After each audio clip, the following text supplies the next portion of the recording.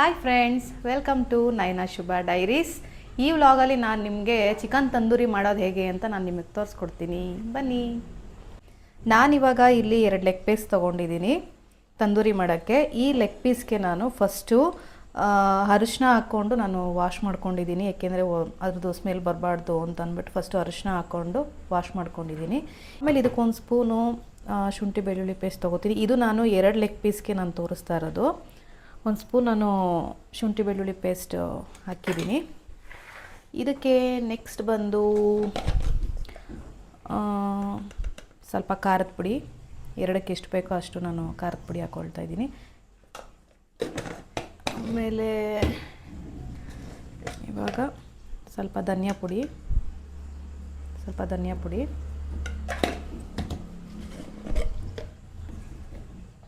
ಸ್ವಲ್ಪ ಅರಿಶಿನ ಹಾಕ್ತಾಯಿದ್ದೀನಿ.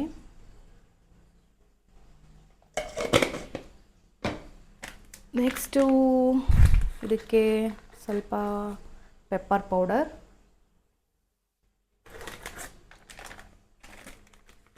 ಮತ್ತು ಇದಕ್ಕೊಂದು ಸ್ವಲ್ಪ ಗರಂ ಮಸಾಲ,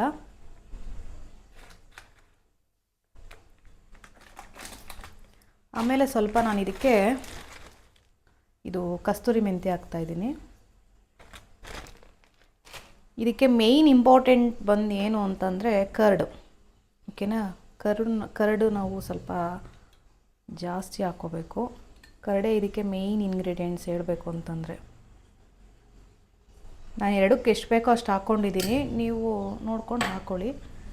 ನೆಕ್ಸ್ಟು ಇದಕ್ಕೊಂದು 1/2 ನಿಂಬೆಹಣ್ಣು.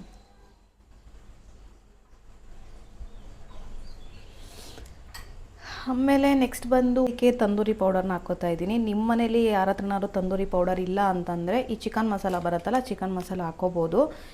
ಇದ್ದರೆ ಹಾಕ್ಕೊಳ್ಳಿ, ತಂದೂರಿ ಪೌಡರ್ ಟೇಸ್ಟಿಗೆ ಚೆನ್ನಾಗಿರುತ್ತೆ. ಇವಾಗ ಇಷ್ಟೆಲ್ಲ ಹಾಕ್ಕೊಂಡಿದ್ದೀನಿ. ಇದನ್ನು ನೀಟಾಗಿ ಇವಾಗ ನಾವು ಎಲ್ಲದಕ್ಕೂ ಹಿಡಿಯೋ ಥರ ಕ್ಲೀನಾಗಿ ಮಿಕ್ಸ್ ಮಾಡ್ಕೋಬೇಕು.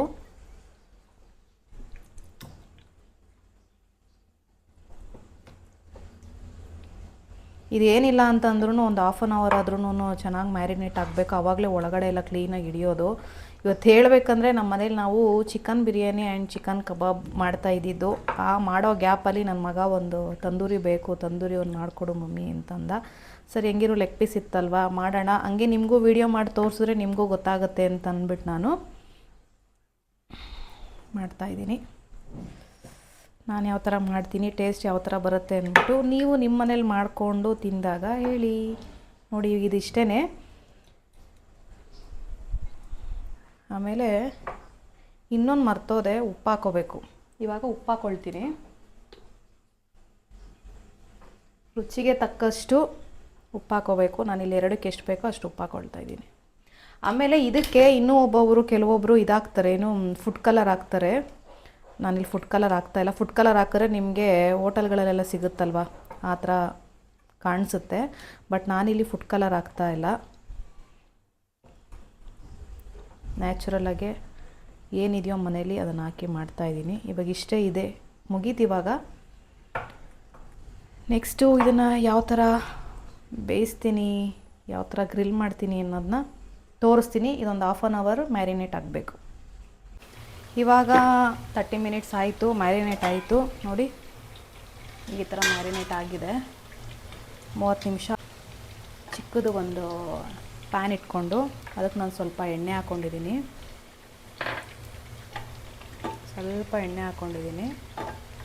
ಎಣ್ಣೆ ಹಾಕ್ಕೊಂಡಿದ್ದೀವಿ. ಇದಕ್ಕೆ ನಾವು ಫಸ್ಟು ಈ ಥರ ನಾವು ಬೇಯಿಸ್ಕೋಬೇಕಿದ್ದೀನಿ.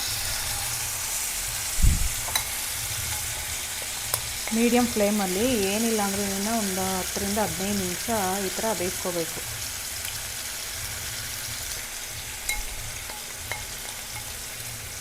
ನೀಟಾಗಿ ಬೇಯಿಸ್ಕೊಂಡು ಮತ್ತು ಇನ್ನೊಂದು ಸತಿ ಒಂದು 5 ನಿಮಿಷ ಬಿಟ್ಟು ಉಲ್ಟಾ ಮಾಡಿ ಆ ಕಡೆನೂ ಬೇಯಿಸ್ಕೋಬೇಕು.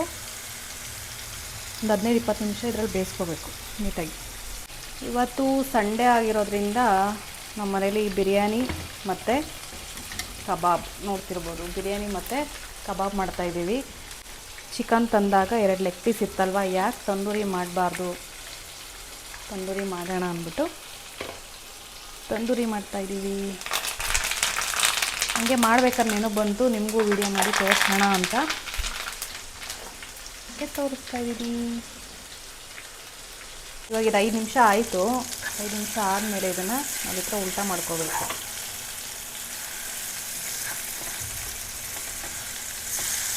ನೋಡಿ ಈ ಥರ ಉಲ್ಟಾ ಮಾಡ್ಕೋಬೇಕು. ಕಲ್ಲರು ಲೈಟಾಗಿದೆ ಅಂತ ಅಂದ್ಕೋಬೇಡಿ. ಲೈಟಾಗಿ ಹಾಕಿದೆ ಅಂದರೆ ನಾನು ಫುಡ್ ಕಲರ್ ಹಾಕಿಲ್ಲ, ನ್ಯಾಚುರಲಾಗಿ ಮಾಡ್ತಾಯಿದ್ದೀನಿ. ಈ ಕಡೆ ಇನ್ನೊಂದು 5 ನಿಮಿಷ ನಾವು ಬೇಯಿಸ್ಕೋಬೇಕು. ಇವಾಗ ಇದು 2 ಸೈಡೂ ಈ ಥರ ರೋಸ್ಟ್ ಆಗಿದೆ. 10 ಮಿನಿಟ್ಸ್ ನಾನು ರೋಸ್ಟ್ ಮಾಡ್ಕೊಂಡಿದ್ದೀನಿ ನೋಡಿ 2 ಸೈಡೂ ಈಗ ಈ ಥರ ಆಗಿದೆ. ಇವಾಗ ನಾನಿಲ್ಲಿ ಇದು ಗ್ರಿಲ್ ಇಟ್ಕೊಂಡಿದ್ದೀನಿ. ಇವಾಗ ಇದನ್ನು ಮಾಡಿರೋದನ್ನ ಇಲ್ಲಿ ಮೇಲಿಟ್ಟು ಗ್ರಿಲ್ಲಲ್ಲಿ ನಾವು ಗ್ರಿಲ್ ಮಾಡಬೇಕು. ಆವಾಗ ತಂದೂರಿ ರೆಡಿ ಆಯಿತು ಅಂತ. ಆಮೇಲೆ ಇದನ್ನು ನೀವು ಮಾಡಬೇಕಾದ್ರೆ ನನ್ನ ಹತ್ರ ಬೆಣ್ಣೆ ಇರಲಿಲ್ಲ, ಹಂಗಾಗಿ ನಾನು ಎಣ್ಣೆ ಹಾಕ್ಕೊಂಡಿದ್ದೀನಿ. ನಿಮ್ಮ ಹತ್ರ ಯಾರಾದರೂ ಬೆಣ್ಣೆ ಇದ್ದರೆ ಬೆಣ್ಣೆ ಹಾಕ್ಕೊಳ್ಳಿ, ಇನ್ನೂ ಚೆನ್ನಾಗಿರುತ್ತೆ ಟೇಸ್ಟು. ಇವಾಗ ಒಂದೊಂದನ್ನೇ ಇಲ್ಲಿಟ್ಟು ಗ್ರಿಲ್ ಮಾಡೋಣ.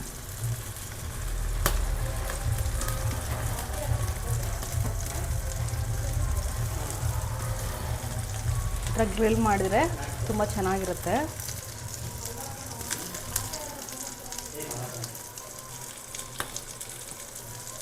ನೋಡಿ ಯಾವ ಥರ ಇದೆ ಅಂತ. ನೀವು ಬಗ ಅಂತ ಜೋರಾಗಿ ಉರಿ ಇಟ್ಕೋಬಾರ್ದು, ಕಮ್ಮಿ ಉರಿಲೇ ನೀಟಾಗಿ ಗ್ರಿಲ್ ಮಾಡ್ಕೋಬೇಕು, ಚೆನ್ನಾಗಿರುತ್ತೆ.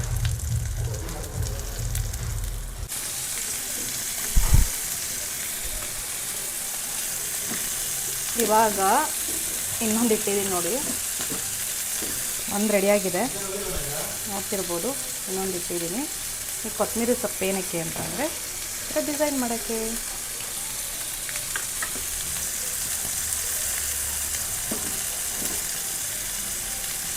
ನಾವು ಈ ಥರ ಮಾಡಬೇಕಾದ್ರೆ ಇದರಲ್ಲಿರೋ ಆಯಿಲ್ ಎಲ್ಲನೂ ಬರ್ನರ್ ಒಳಗಡೆ ಹೋಗಿರುತ್ತೆ. ನೀವು ಇಮಿಡಿಯೇಟ್ ಏನು ಮಾಡಬೇಕು ಅಂದರೆ ಇದು ಮುಗ್ದಿದ ತಕ್ಷಣಕ್ಕೇನೆ ಬಿಸಿ ಇದ್ದಂಗೆ ವಾಶ್ ಮಾಡೋಕ್ಕೆ ಹಾಕಿ ನೀಟಾಗಿ ಬಿಟ್ಕೊಂಡು ವಾಶ್ ಆಗುತ್ತೆ, ಇಲ್ಲಾಂದರೆ ಬ್ಲಾಕ್ ಆಗಿಬಿಡುತ್ತೆ. ಚಿಕನ್ ತಂದೂರಿ ರೆಡಿಯಾಗಿದೆ. ನಾನು ಟೇಸ್ಟ್ ಮಾಡಿಬಿಟ್ಟು ಯಾವ ಥರ ಇದೆ ಅಂತ ಹೇಳ್ತೀನಿ.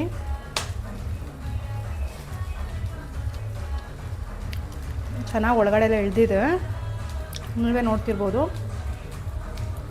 ತುಂಬ ಜಾಸ್ತಿ ಸೀದಿರೋ ಥರನೂ ಆಗಿಲ್ಲ, ಸಖತ್ತಾಗಿದೆ. ನೀವು ಟ್ರೈ ಮಾಡಿ ಯಾವ ಥರ ಇತ್ತು ಅಂತ ಕಮೆಂಟ್ ಮಾಡಿ. Thank you for watching.